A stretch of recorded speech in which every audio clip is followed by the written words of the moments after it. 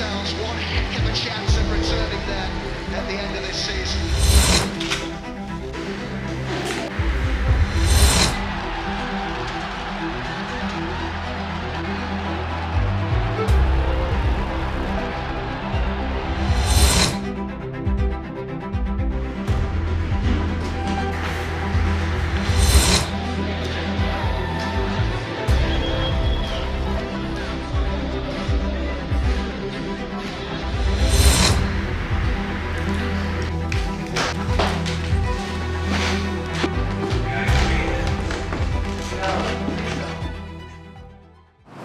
What's going to be interesting about today is us just having, I don't know if it's an open discussion about, soccer in America and where it stands in terms of the systems, because most of us are on the same side, but we have to go through all the arguments of what makes, why we believe in an open system, why we believe that there needs to be some changes in how America approaches its soccer, because there's something about soccer culturally that is different from all of the other sports, because it is a sport that grew up in a different way.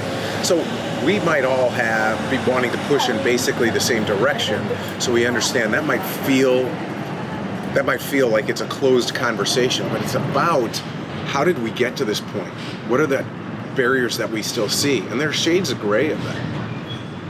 Lynn is going to have a little bit different perspective because she grew up and covered the current closed system. And we all understand what business means in terms of, I want to protect my assets. So there's a lot there that we understand some perspectives as to why the system looks as it does, but that doesn't mean it's the way it should look, and that we can't have changes, and quite frankly, at the very least, can't have both systems existing with each other.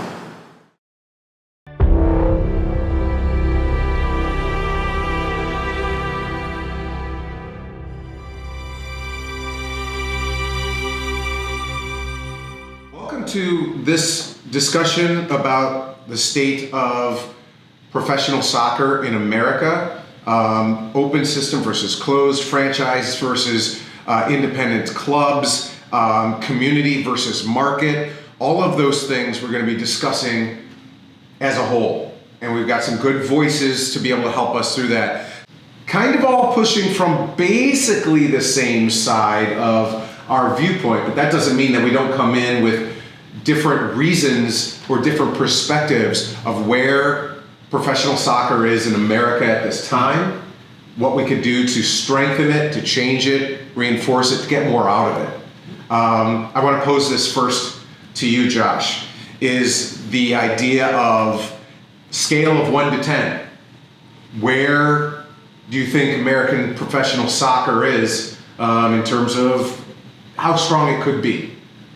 Well, I think the quality on the field, I think we're getting up there. I think we're probably 6, 7, or 8. If you look at the participation in the last World Cup, we have a lot of representation of players playing in professional leagues in this country. When it comes to the structure overall, though, I think there's vast amounts of improvement that need to happen. We have historical clubs here that have been in existence for 50, 70, 80 years in various pockets of this country. And they were founded by immigrants that came over and brought the game over with them. And yet they're nowhere on the professional landscape. I don't know why these clubs that have dedicated so much to the game are just kind of ignored from the conversation of professional soccer. It's funny. I'm part of a sticker club now with Protagonist Soccer has a sticker club. So if I'm there to support independent journalism, and so you get them some dollars and you get to be part of the sticker club, and the stickers that they're sending, women's clubs, men's clubs, amateur clubs, a couple pro. I got a couple pro club stickers. It's fascinating to see where the start date is for some of these, how long they've been around. I mean, the history of some of these clubs. It's kind of fascinating. Well, you look at teams and things that we don't think about. Bethlehem Steel, the German Hungarians. I mean, the tradition of our game was those immigrant populations, and they really founded everything we've built on today. Where's your perspective on this, and what the depth of actual soccer that's being played in the United States? Totally agree with the comments. One of the things that I find interesting is that we are MLS dominated right now at the Division I level. They just announced their 30th club, but they're only in 28 markets. There's a huge country. And those clubs that Josh and Lynn are referring to need to be part of the discussion going forward, right? They need to be part of the landscape in professional soccer.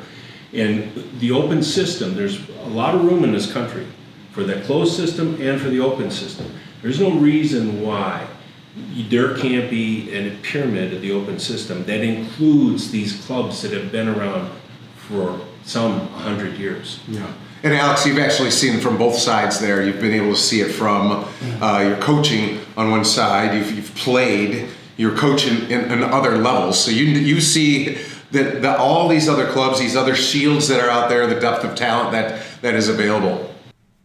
Yeah, it's a fascinating national model that I've grown up in. I was born in a foreign country, but moved here when I was quite young. And to date, there are still clubs that have never had a wealthy owner, that have never met pro league standards, that you put them on a field against most professional clubs and they win.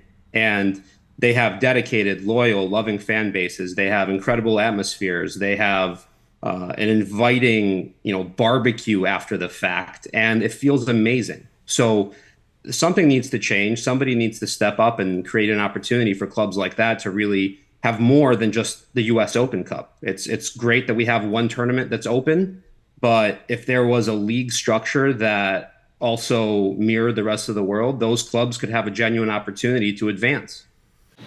I would like to know then, really quickly, since John, you were at you're steering the wheel on the NISA side. You've been involved in some of these other deals and other development things. When you talk about the founders, the people who started the idea of NISA in the first place and where they were before that, level set this idea of closed and the difference between closed and pro-rel. And is there a hybrid version that maybe America would accept? Yeah, I think there could be, right? I think, I don't know that the traditional closed systems that are out there right now have an appetite to do that, right? I think when you spend $500 million to buy a franchise in MLS, which is the price tag that was just used for San Diego, as an owner, are you really hybrid or not? Are you really going to be willing to say, oh yeah, I could take the risk of going down, right? So I think there's ways to work together, and we're constantly exploring those ideas with the other major leagues, particularly MLS. But I don't know that the hybrid is there. So I think it's up to us to make sure that there is a pure open system that works in this country for all the communities and all the clubs that really want it out there. And we're sitting here in Holland, Michigan, right? Beautiful town, right? Could Holland, Michigan as a community support a pro-led club? Don't know, right? I think so. With the right structure, the right ownership, the right community engagement, I think that's entirely possible. But under today's system, that will never happen. But one of the challenges of the franchise, or no, I won't say challenges, one of the facts of the franchise system is once you have paid $500 million or $50 million, as one of the most recent NWSL teams have paid, an owner isn't going to take that risk. Mm-hmm. That does leave, however, opportunity for other kinds of systems and other kinds of leagues to rise. Because and frankly, I think for the pro-rel folks, as they look to Europe, they do have to remember the system everywhere else is an open system. So pro-rel works. In a franchise system, again, particularly the big dollars, that's just not probably realistic. But that doesn't mean there aren't opportunities of many other kinds for NISA, for Whistle, for others, and that's kind of the future. That's where the growth is going to come. But pro-rel is not just the only part of, that's what everyone wants to talk about when it comes to open system. I think open system in a nutshell, in one word, is accessibility. So accessibility to professional football or soccer in this country, you're locking people out in the closed system. Whether or not they ultimately get there, a Holland, Michigan, or a Peoria, Illinois, ultimately get to the professional, that should be determined based on the support of the community, the ownership group, and the merits on the pitch, period, 100%. So again, accessibility in all assets based on market size should have nothing to do with it. based on fan base size. It should have nothing to do with it. It should simply be, even ownership groups. Why can't a foundation own a professional soccer team? Why does it have to be an individual that has to be the primary team owner or principal team owner? I think there are certain hurdles that have been put in place by Pro League standards put by U.S. Soccer with all the right intentions, but I think they have some negative consequences. Alex, what's your perspective on that? I mean, you were part of a team that came into NISA. You chased into NISA specifically. What was it when it comes to that idea of being open that was attractive to you and your organization? Yeah, it was absolutely central to our decision to join NISA, and we really made that decision based upon a meritocracy. We, as an ownership group, really love the idea that our players will be developed in the same way, shape, and form as players are developed in Europe. It was central to our decision to join because the stress is the correct kind of stress. The pressure is the correct kind of pressure. So every year to go into a campaign knowing that if we're bottom of the table, we're going to go down is exciting. And you can develop players, you can develop people in a way that you simply cannot when you're actually incentivized to do the exact opposite. In other professional sports in the US, when you're having a season where you don't have a chance at a title, you're actually incentivized to lose on purpose. And that's not the right kind of stress. That's not the right kind of pressure. That's not the right kind of meritocracy. So it was central to our decision to join. Here's my perspective on that when it's that closed is this. It's like not only does it benefit losing at the end of the season, and you can sit there and talk, for me, that I understand the idea of like, this is a long-term investment. I'm looking at the arc. I've got players for next year that I want to bring up. So if we can't win the division, why break people? Why break people for this year when we're looking at next year? Because of the closed system, there are these different things that bring different rationales. But then you sit there as a fan and go, why would I go to a late season game at all? Why would I go there if they're not putting out the best product to be able to compete? The idea that you hear about, players resting, we got to rest each other and all that kind of stuff. So I think that that's a huge issue. But on something else I'd like to hear from each of you is this idea. It might have to be the business mindset that has to change first.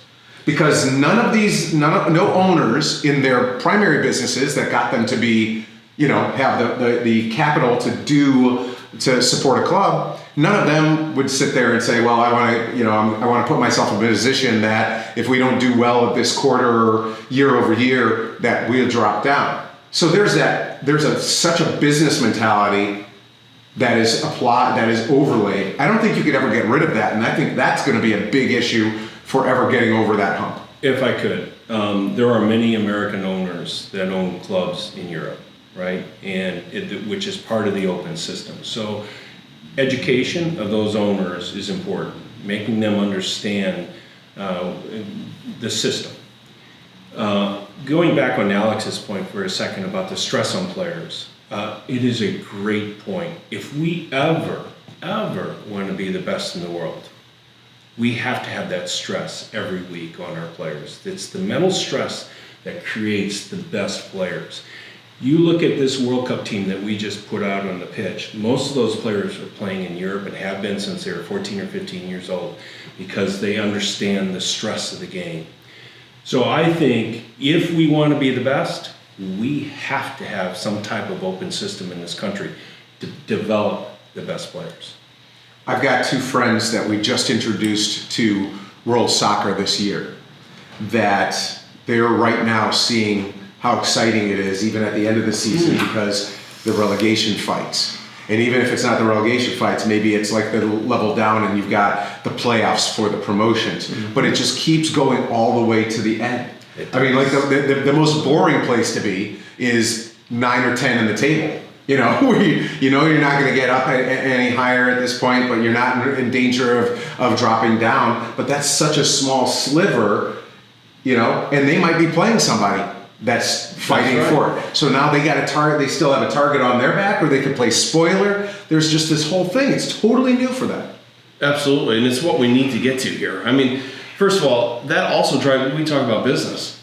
open system is a good business. It works everywhere else. We could talk about valuations. I'm an investment banker by trade. Valuations are based on real numbers, by real revenues, multiples of revenues. And every club around the world trades at multiples of revenue.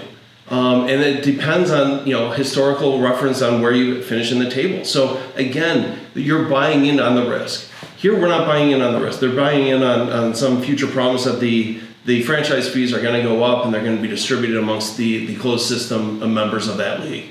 And that's it. But in a true market sense, I don't know if you can get, the franchise value for selling your club. I don't know. Well, the one thing is, I think even Americans forget just how big a country we are, just in a physical way, and how many markets that exist. And I think there is going to be room for both. Mm-hmm. And I think that we are struggling in some ways because we are the only country in the world, I think, that has a franchise model as a standard. So that's what everybody looks to, is that franchise model. It's probably, I don't know, it's probably not going away anytime soon, but it is also literally only a big market opportunity.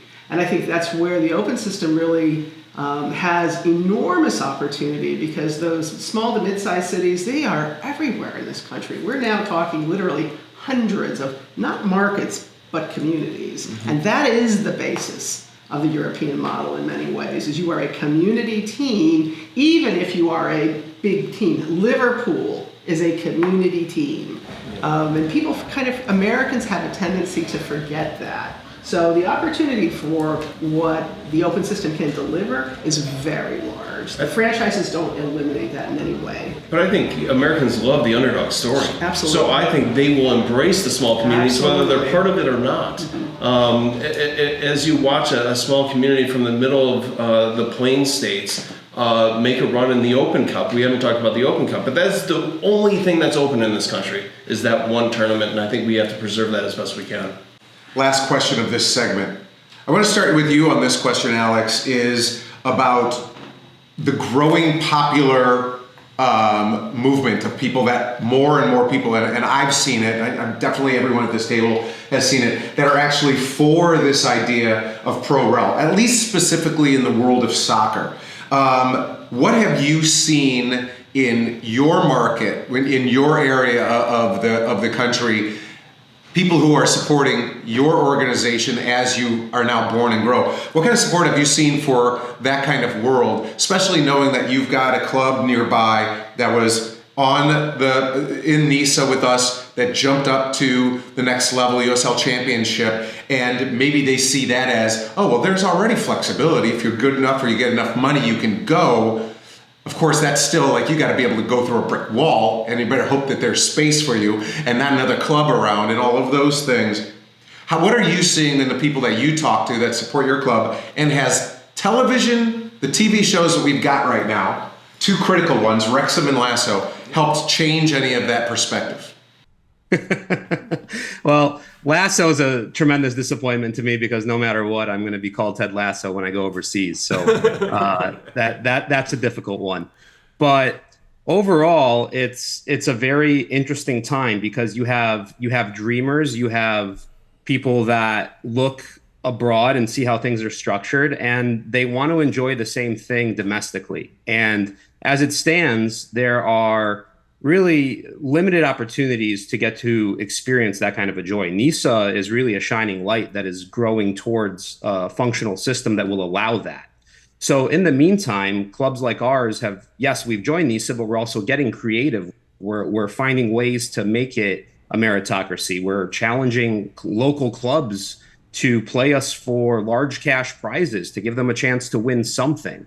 So right now, there are a lot of people that love the idea, want to support the idea. A lot of people reach out to us at Gold Star and want to get involved, and it means a lot to us. So, we want to drive this ship towards an open system nationally. What did you hear at the United Soccer Coaches Convention when it came to, are you watching it? Have you been tracking it? What do you think it's doing for people's perspectives? I think with both of those shows, the exciting thing, too many times in soccer, we all talk to each other. It's just a reality of all of our world. We all tend to talk to each other. What those two shows have done, it has actually spotlighted the system we're talking about to an entirely new audience and in an entirely new way. Certainly it feeds into the folks we all know. It's the folks we don't know who will be required to be enthusiastic about what we're all doing to really grow to that next level. And it's, for many, that's the first introduction to the concept of pro-rel or independent that any of them have ever had. And clearly, that's a little bit of lightning in a bottle right now. Wrexham especially. Well, both of them, though, and in different ways. Yeah. And in different ways. But they've been fun for all of us who've done soccer all of our lives, but they've been really fun for those who are brand new. And that, I think, is the trick that will serve us all really well. You're up to speed on all the shows? I watched the new episode last night. Yeah. I totally agree with the comments being made here. It is an education for the masses, right? Because people will say, "What do you mean? What do you mean? Wrexham can get promoted up. Why can't we get promoted up?" Well, the only way you get promoted up in this country right now is to buy your way up, and that is offensive to the mass public. Once they really truly understand what the closed system is versus the open system, they'll be offended by the closed system because it's elitist. And so I think there's, we've talked internally about how do we expand what we're doing at NISA beyond where we are right now to incorporate some of these communities and some of these clubs that have been around for so many years, so that we can start feeding them into our system. It's a big challenge, huge, massive challenge for us. But we have supporters around the country, in clubs and in fan bases that really believe in what we're doing. So we just need to persevere. Yeah, I think at NISA we're carrying a torch of the open system. There's a lot of torch bearers as well, and we have a lot of support and a lot of people part of this movement. But we have a responsibility to echo these thoughts, not only in the public square, but also within U.S. Soccer, as uncomfortable as those conversations may be. And more importantly, we have to walk the walk, right? We have to put our money where our mouth is. We just can't talk it. And so, again, because we are a sanctioned professional league, we hold ourselves up to this standard. So whether it's in the boardroom at U.S. Soccer or putting on a NISA Independent Cup, where we're giving opportunities and exposure to clubs and players that might not otherwise get it, that's what we're doing. That's part of the open system.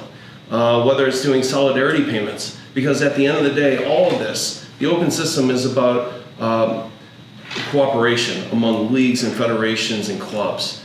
And so we are showing our cooperation with them monetarily by supporting clubs that have developed a player and has signed and developed them to a point where they can sign their first professional contract. So again, when money starts flowing between leagues and between clubs of different leagues, that's exactly the start of the open system. There's right off the bat, when I started watching Ted Lasso, summer of 2020, it immediately, especially when he got to the end of the first season, I immediately was juxtaposing it with Semi-Pro. The show about, that movie, as I've enjoyed, how the Flint Tropics were doing their best, everything they could do so they could be one of the teams from the ABA that gets absorbed into the NBA, because that's like the only way with established leagues, the only way for an established club to get pulled in is if your club does a demise or someone's putting a challenger league together just to be able to say, well, a few of us get absorbed into the big league. We'll jettison these other ones and now they're done and off on their own. And it's that robber baron type of, to me, it's a robber baron. It may not be completely fair for everyone, but that robber baron approach to, this is my industry, this is our industry, this is it. You got to be part of the club here. In the show Billions, how badly the protagonist wanted to get an NFL club and how this one, something he did basically killed his chances because his character wasn't there. And he went from being best friends with some of the NFL owners to a pariah. It shouldn't be a club of those who have and let the door in if you know how to make that knock. It should be this meritocracy. To be fair, however, particularly if we look at, and again, I'm probably more knowledgeable about soccer than anything else, but I think it's true across the board. If we go back historically to where those all began, the struggle to launch those first, look at soccer, the struggle to launch those first soccer teams and those first pro teams was enormous. And how many failures did we have? So I don't want to say there's anything terrible about the system that's out there. It has become a little bit robber baron. I don't want to deny that, but it's not where it began. However, the notion of being able to start with something new and fresh and different, I think people are ripe for. And I think on the women's side, that's one of the places where being innovative is far more acceptable. And if there's anything that Whistle has tried to emphasize over and over and over again, is the ethos of cooperation and collaboration. Mm-hmm. Those are the conversations we have with NWSL. Those are the conversations we have with the amateur women's leagues and with the other pro people who are, investing or considering how do they get into the pro women's game. I don't know that it will be any easier, but there is less hard roots, and that history is hard to get around. Lynn, you're right. Let me first of all say, Don Garber and MLS deserve a ton of credit. A ton of credit. I mean what they went through in their first 6 or 7 years. Yeah. We take a lot of heat sometimes at NISA because of clubs that don't make it. Sure. Right? They went through hell. And they worked with U.S. Soccer. U.S. Soccer allowed them to succeed. Yeah. And they have built one hell of a system. But your earlier point was, this is a big country, and that's right. It's a big country, yep. And it's time for an open system for the rest of the country. That's actually as a club coming into it, when we talk about like the struggles of having to keep things going, and because of you're incubating clubs to participate at this level and have to hit these kinds of standards, and some of the worries that you might have about like what are things going to look like. We've been living through it for 2 years. From your team's club's perspective, how do you see that as being a peer of some of those clubs and needing them and wanting them to be around? What's your perspective on how a rising tide lifts all boats? Yeah, I mean, when you're exploring which league to join, and you have the kind of ownership group that could financially join any of them, certainly some of the early struggles of NISA clubs were red flags. They were challenging to look past. Then you join, and now we're experiencing the same difficulties. It's so hard. I think it's hard at every level, at every league, to start something. So the way I look at it now is with sympathy, because this has been one of the most challenging years of my life. It was an incredible challenge to start an amateur club in Baltimore, Maryland, about 5 years ago. And this is similar. Just having more resources does not make anything easier. If anything, it might be more difficult because the expectations are higher. So, I look at the San Diego expansion that's coming to MLS. That's not going to be a walk in the park either. All of these things are challenges. All of these things have trials and tribulations. And what you're really looking for are good people that will fight through that because they believe in it. What do you all say to a closed pro-rel system? Meaning, take for example right now, if you had 4 levels, they all had to be bought in, you all have to do the franchise thing, just like you would right now in those other leagues, but they've got pro-rel within that closed system of 4 teams, where you expand the opportunities in terms of cities and smaller towns that might be able to participate, but it's still closed. Is that still too exclusive? So, real quick, if you're talking about doing that within the current closed system that we have, it'll never go, right?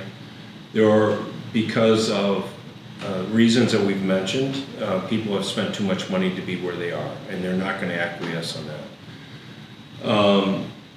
If you looked at MLS, if they did where they are, and they did Division II, and they have a Division III, which is the reserve league, could they do it?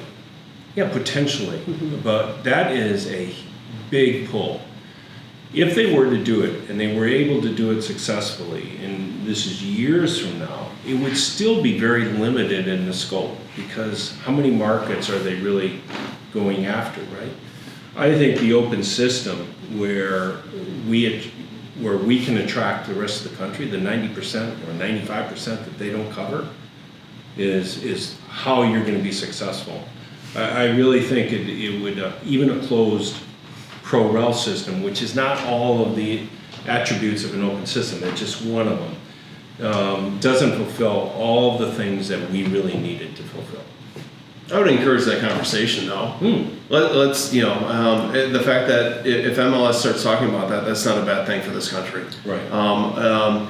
Even though it would be within the closed system, I think it would create the stress, the needed stress for the development of our national team players. And I think it would be exciting for the fan base. I don't think it's the right system. I think, again, open system means cooperation among federations and leagues, and I think that's ultimately where we get to. But baby steps between here and there to implement things. I'm not, I think whatever NISA can do to help. The open system is what I have always considered the rules of the game outside the lines on the field, right? So we always talk about the rules of the game inside the stripes or inside the lines, offsides, handball, etc. What we don't focus enough on is that leagues and federations need to focus on the rules outside the game. And outside the game, everyone in the world is in agreement with what those rules are. It's just here in this country, in this closed system, that we don't. We have a difference of an opinion. And I think the world has told us, the market has told us, that the open system is the way to do it. So I think those are the rules of the game that we as a league and as a federation should be looking at in order to implement as quickly as possible. Any thoughts on this? Well, honestly, and again, I don't disagree with anything you said, Josh, but I think it is a big country, and I think that does change a lot of things in the sense that I think we have room for both, and that's just not a bad thing.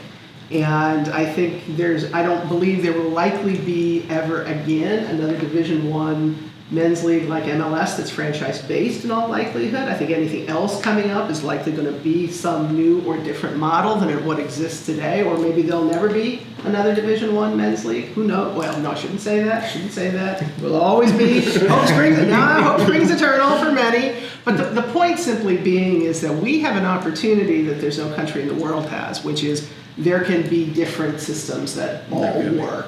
What we cannot do, in my opinion, for soccer is fight against each other. That's correct. We have had a tendency as a sport to eat our young and to not allow, new innovative things to grow and prosper and be successful.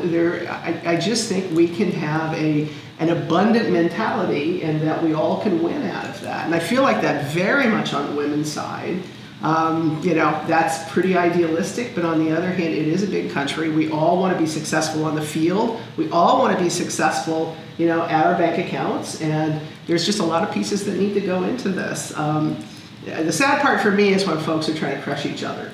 And U.S. soccer, if they could do anything right, it is to almost serve. Referee is the wrong word, but to be an arbiter of, there are different models that can work and work together. Alex? I agree completely. I would love to see the federation get involved, get everyone on the same page, and there's room for everybody. So, maybe that becomes more than just the Open Cup. Maybe there are new structures, competitions, formats that emerge out of productive dialogue between all of the leagues. But,